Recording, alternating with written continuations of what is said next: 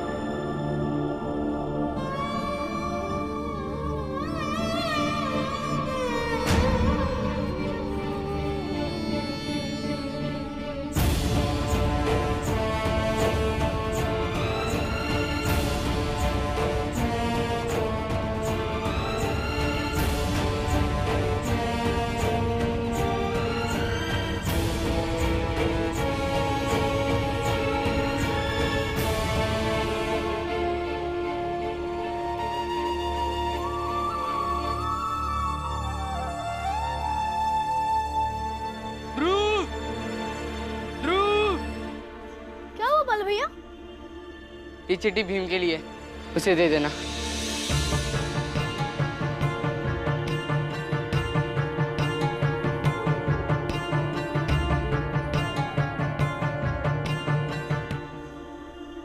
आनंद भैया, आप भी मेरी किताब चादर के नीचे रख देते हो। अब चलो, देर हो रही है। बाला भैया, बाला भैया, क्या हुआ भीम? बाला भैया गए। रवि, बाला भैया, बाला भैया, बाला भैया, क्या हुआ? बाला भैया, क्या हुआ? क्यों बाला बाला चिल्ला रहे हो? क्या हुआ? हुआ पता नहीं, बाला भैया अकेले कहाँ चले गए। अरे यहीं पर कहीं होंगे। बाला भैया यही तो थे। मैंने ये भी इनको स्कूल का बस्ता लाके दिया था। लगता है स्कूल गए होंगे। भीम, चल हम स्कूल में देखते हैं। चल। मैं आज से स्कूल नहीं जाऊंगा।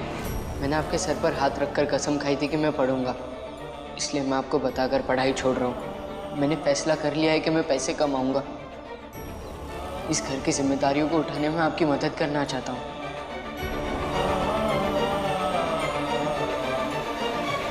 अरे भीम, चलना। नहीं, स्कूल नहीं गए होंगे। फिर लगता है घर छोड़ के चले गए। मैं अपनी आई से बहुत प्यार करता हूँ। आज उन्हें इलाज के लिए पैसों की ज़रूरत है। मैं पैसे कमाऊंगा। आप अपना हाथ मेरे सर पर रखिए और मुझे इस कसम से आज़ाद कर दीजिए। क्या क्या बोल क्या रहा है तू? हाँ, वो मैं सही बोल रहा हूँ। आनंद भैया, याद है बाला भैया ने बाबा से क्या कहा था? चलो हम बाला भैया को ढूंढने चलते हैं। रुको, ये सब हो क्या रहा है? कोई समझाएगा मुझे? वो अभी वक्त नहीं, पहले बाला भैया को ढूंढने चल। भीम, चल। रुको, मैं भी साथ चलती हूँ। मंजुला, घर का ध्यान रखना, हम लोग अभी आते हैं। चलो चल भी, स्कूल में जाके देखते हैं, शायद वहीं पर गया होगा।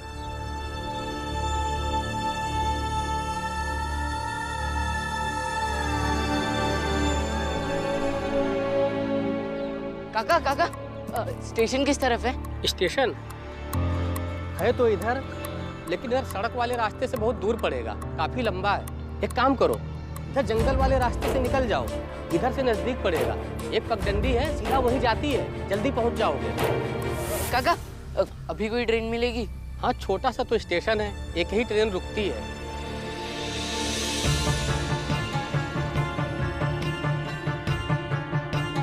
हाँ, दौड़ कर जाओगे तो पकड़ सकते हो, जल्दी जाओ।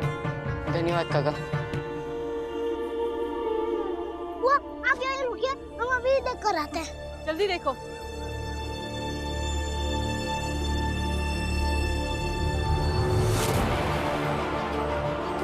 भैया को देखा? नहीं। भीम, तू उधर किसी से पूछ, मैं पीयून काका से पूछ के आता हूँ। पंकज, तूने बाला भैया को देखा क्या? हम क्यों देखेंगे उसे सुबह सुबह? दिन खराब करना है। पीयून काका, आपने बाला भैया को देखा? सुबह से तो मैं यही हूँ, मैंने तो उसको नहीं देखा। क्या हुआ? बाला भैया पता नहीं कहाँ चले गए। क्या हुआ? बुआ, बाला भैया स्कूल में आए ही नहीं। अब क्या करे बुआ? चलो स्टेशन चलते हैं। वो बहुत दूर है। अरे तो चल तो सही। कहाँ जा रहे हो तुम लोग? हम लोग स्टेशन जा रहे हैं। क्यों? बाला भैया को ढूंढने। लेकिन बाला भैया तो मुझे मिले थे, उन्होंने ये चिट्ठी दी है, कहा कि तुम्हें दूं।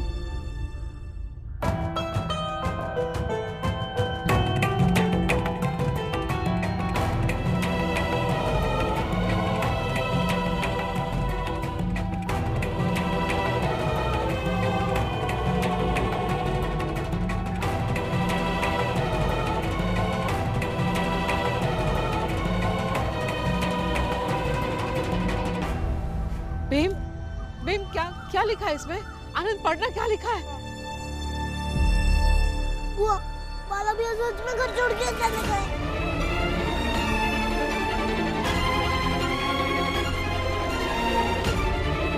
चलो स्टेशन चलते हैं, जल्दी। भीम चल। मैं भी आऊँ भीम? नहीं, तू स्कूल जा।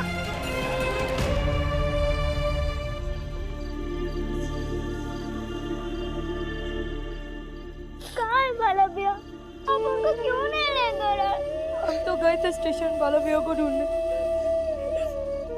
बहुत देर हो गई और ट्रेन चली गई। लगता है बाला भैया भी उसी ट्रेन में बैठकर निकल गए।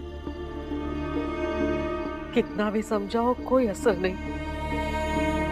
बाला बचपन से ही जिद्दी था, जो मन में आया वही किया। आखिर चला गया ना घर छोड़कर। ऐसा क्या मन हुआ कि वो अपने माँ बाप भाई बहन बुआ घर सब कुछ छोड़ के चले गए? कहाँ गए होंगे? कहाँ ढूंढेंगे उन्हें? अच्छा मेरे पास चल। तू रो मत भीम, बाला भी ज्यादा दिन बाहर नहीं रह पाएंगे। उनका हमारे याद आएगी तो वो घर वापस लौट आएंगे। हाँ भीम, तू रो मत, वो आ जाएंगे और हम कैसे भी करके बाला भैया को लेके आएंगे। कहाँ गए होंगे? आ जाएंगे, और आई बाबा आएंगे तो वो दोनों मिलके कोई ना कोई रास्ता निकाल ही लेंगे। तू रो मत।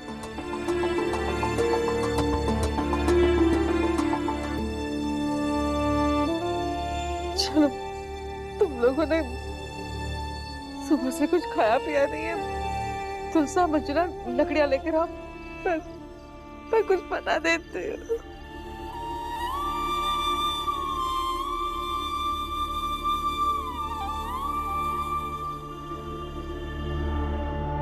रामजी सकपाल,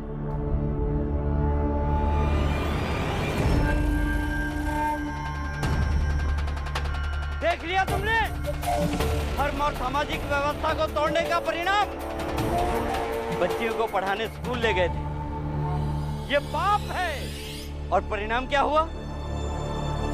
बीवी बीमार पड़ गई, बेटा घर से भाग गया। सुधर जाओ वरना 2 बेटियां और 2 बेटे और हैं तुम्हारे।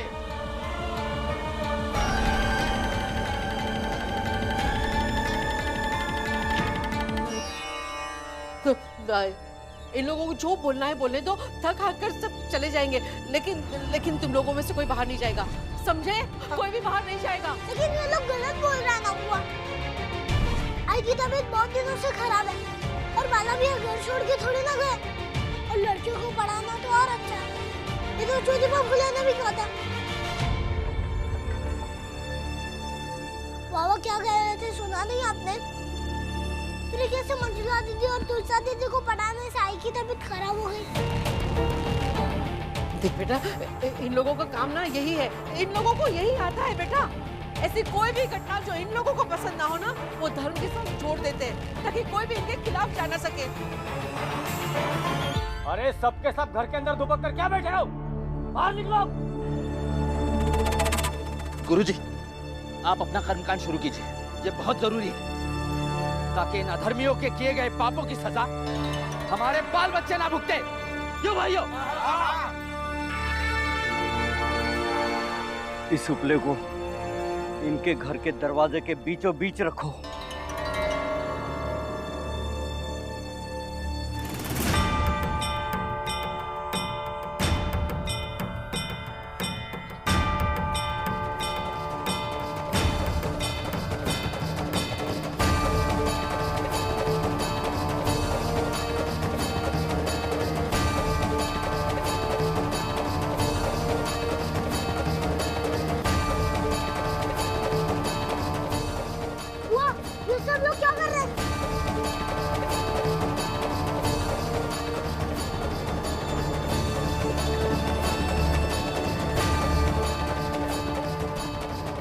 सब लोग पाखंड कर रहे हैं और क्या कर सकते हैं ये लोग?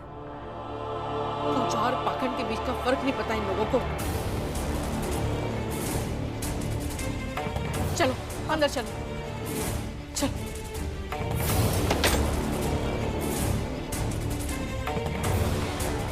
देख रहे हो कितने ढीठ हैं, कुछ असर नहीं हो रहा उन पर। लगता है कि ये लोग मुझसे डर नहीं रहे हैं, आराम से अंदर बैठे हैं। लेकिन अगर ये डरेंगे नहीं, मेरे सामने गिड़गिड़ाएंगे नहीं, तो ये गांव वाले कैसे मुझे पहुंचा हुआ ज्ञानी महात्मा मानेंगे, कैसे मेरी भक्ति करेंगे? ऐसे नहीं चलेगा, मुझे कुछ करना होगा। उठो! क्योंकि अधर्म ने इनके घर के अंदर जन्म लिया है, इसलिए अधर्म से जन्मी बुरी शक्तियों को इनके घर से बाहर निकालना होगा। और बुरी शक्तियों का निष्कासन घर के बाएं भाग से होता है। और बुरी शक्तियों को निकालने के लिए रास्ता बनाना होगा। इनके घर के बाएं भाग को तोड़ना होगा। गुरुजी ठीक कह रहे हैं, तोड़ दे देंगे घर का बाएं भाग।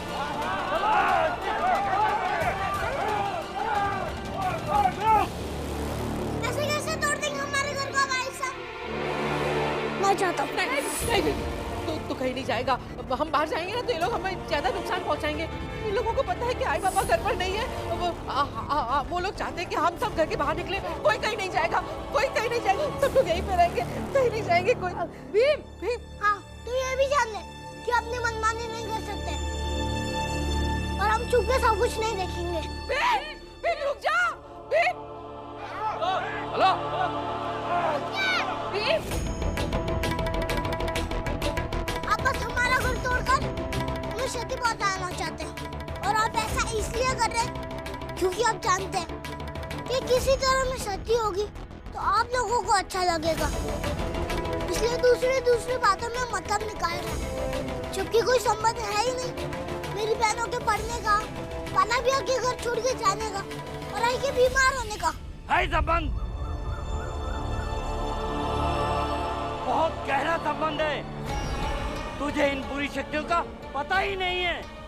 देखना बहुत जल्द ये बुरी शक्तियाँ तुम्हें बर्बाद करके रख देंगी। हाँ तो करने दीजिए बर्बाद, हम बर्बाद होंगे। आप क्यों चिंता कर रहे हैं? और हमारा घर किराए का है, आप कैसे तोड़ सकते हैं?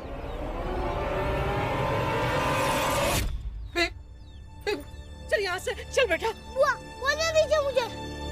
तुम्हें इन बुरी शक्तियों की अनुभूति नहीं होगी और ना ही तुम्हें समझ आएगा कि कैसे घर का वाम भाग तोड़ने से बुरी शक्तियां बाहर निकल जाएंगी। इसलिए हटो सामने से, हमें इन बुरी शक्तियों को निकालने दो। अच्छा ठीक है, मेरी जात ऐसी है कि आप लोग मुझे दिखा नहीं सकते, तो मुझे समझ नहीं आएगा। लेकिन आप तो बड़ी जात वाले ना, तो आप इनसे कह दीजिए कि आपको दिखा दे, ये अनुभूति करा दे कि मेरे घर में कैसे बुरी शक्ति है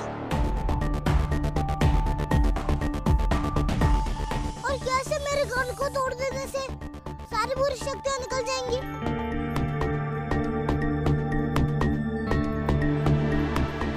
ज्ञानी की बात सुनी जाती है, सवाल नहीं किए जाते मूर्ख बालक। श्राप दे दूंगा तो सब भस्म हो जाएगा। भीमराव, बहस मत कर इन लोगों के साथ, चल यहाँ से। बुआ, बात करने दीजिए। हाँ, तो दीजिए श्राप। धमकी क्यों दे रहे? कम से कम आपके श्राप से सब कुछ खत्म हो जाएगा, तो मुझे विश्वास हो जाएगा आपकी शक्ति पर। लेकिन अगर कुछ नहीं हुआ, तो आपके साथ वाले लोगों को यकीन हो जाएगा कि आप झूठ है।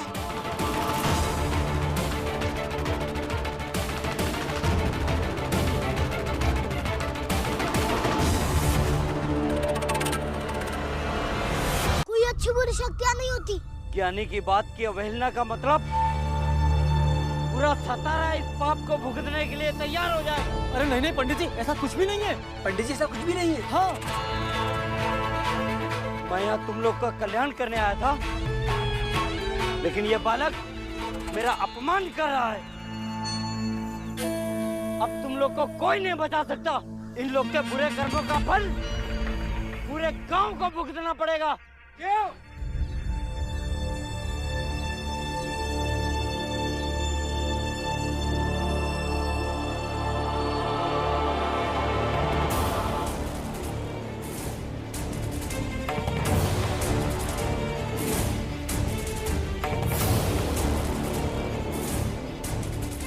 क्योंकि आपके पास इस बच्चे के सवालों का जवाब है ही नहीं, इसलिए आप इन गांव वालों को ढाल बना करके अपनी असमर्थता छिपा रहे हैं।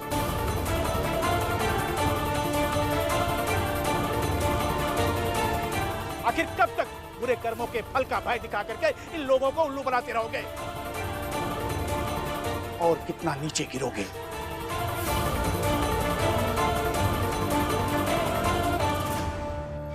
पागल, तू फिर आ गया? अरे गिरा हुआ तो तू है। भूल गया तुझे इस गांव से इसीलिए निकाला गया था, तूने नीच जात के घर में पूजा कराई थी, और आज फिर उन्हीं लोगों के समर्थन में आया है। पहली बात तो मैं पागल नहीं। दूसरी बात, ये गांव वाले मेरे बारे में चाहे कुछ भी सोचे या समझे, लेकिन आप इस बात को अच्छी तरह से जानते हो कि मैं आपसे अधिक पढ़ा लिखा और एक विद्वान आदमी हूं।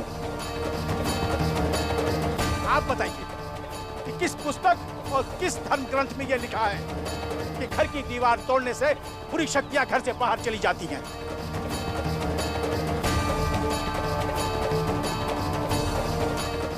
पंडित जी, बताइए इन्हें, कहीं तो लिखा होगा, बताइए। ये क्या बताएंगे मुझे?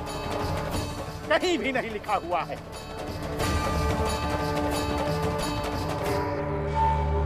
अब आप चुपचाप यहां से चले जाइए और बंद कर दीजिए इस परिवार को तंग करना।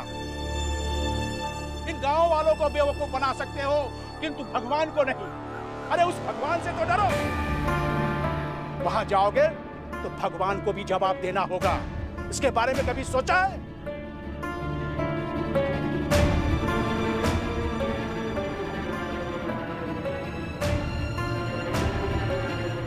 हाँ, जा रहा हूँ, लेकिन इस सतारे पे अब जो विपत्ति आएगी तू संभालना।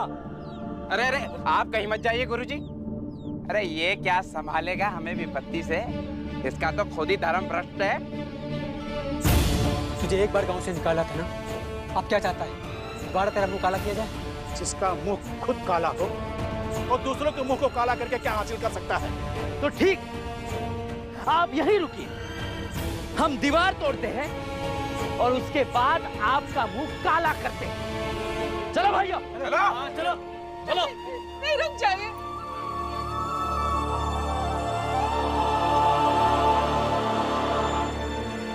दीवार गिराने से पहले आप लोगों को मेरी जान लेनी होगी। मेरे आई बाबा घर पे नहीं है और हम किराए के घर में रहते हैं। अब हमारी वजह से और किसी का घर कैसे तोड़ सकते हैं? अगर हमसे इतनी दिक्कत है तो हमारी जान ले लीजिए।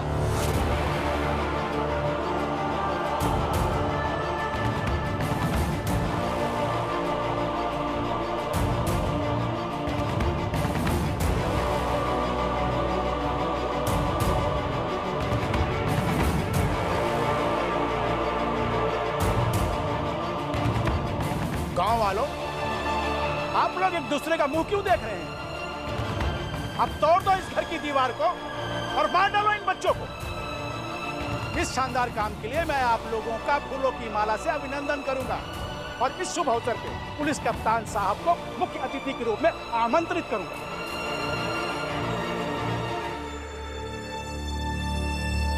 अरे ये सच में पागल है ये इन बच्चों के साथ मिला हुआ है। मैं तो कहता हूँ चलो यहाँ से। बिल्कुल ठीक कह रहे। इन बच्चों को मारकर हम ये दीवार नहीं गिरा सकते। पाप लगेगा। पाप के डर से या पुलिस के डर से?